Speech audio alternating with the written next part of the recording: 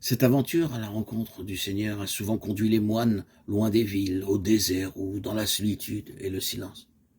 Ils trouvent un climat de paix pour la prière et la garde du cœur. On se souvient d'Antoine qui, à chacune des étapes de son existence, oubliant le chemin parcouru, s'enfonçait davantage dans le désert.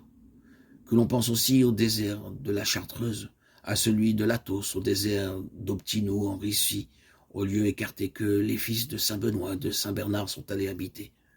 D'autres moines ont vécu l'aventure au cœur des villes ou auprès d'elles en Orient, en Russie, en Occident. Simon le nouveau théologien a vécu à Constantinople.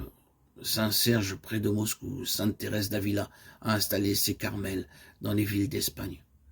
Dans un cas comme dans l'autre, il y a une recherche de paix, de silence et de solitude aussi vraie, aussi intense, si différente qu'en soient les modalités.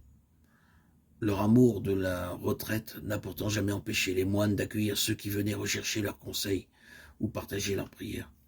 Attention, ils repoussent facilement les curieux, fussent-ils évêques. On se souvient d'Abba Arsène, conseillant à Théophile, l'archevêque très vénéré d'Alexandrie, venu le visiter d'aller voir ailleurs, s'il n'y était pas. Mais lorsqu'il s'agit d'une vraie question, d'une vraie détresse, d'une quête authentique, alors les portes s'ouvrent, l'accueil est chaleureux et cordial. Le moine qui ouvre sa porte ne trahit pas l'appel qui l'a conduit au désert. Mieux, il exprime ainsi l'un des aspects fondamentaux de l'aventure qu'il mène. Saint Macaire, l'un des grands spirituels du IVe siècle, explique en ces termes: ceux qui ont été jugés dignes de devenir enfants de Dieu et de naître d'en haut, de l'Esprit Saint, il leur arrive de pleurer, de s'affliger pour tout le genre humain, implorant Dieu pour toute la descendance d'Adam. S'ils sont ainsi dans le deuil et les larmes, c'est qu'ils sont embrasés d'amour spirituel pour toute l'humanité.